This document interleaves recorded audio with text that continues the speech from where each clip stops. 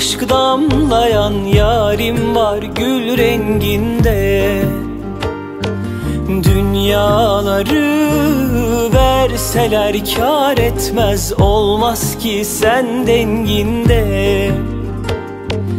Havasından suyundan aşk damlayan yarim var gül renginde.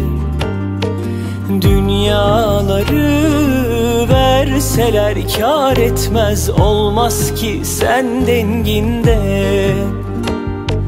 Aşkıdır ruhumda yankılanan, duyduğum her seste.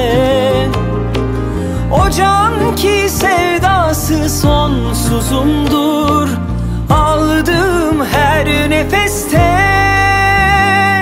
Son aşkım, ilk yarim, can bildiğim, vefalı sevdiğimsin.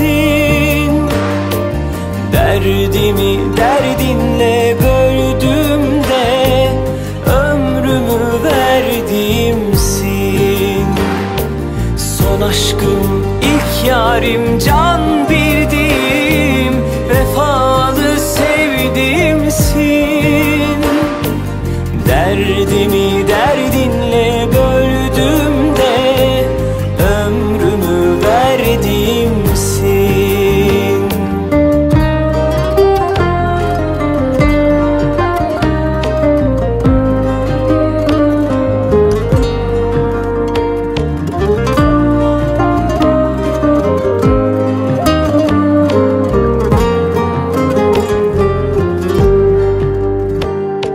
Havasından suyundan aşk damlayan yarim var gül renginde. Dünyaları verseler kâr etmez, olmaz ki sen denginde. Aşkıdır ruhumda yankılanan, duyduğum her seste.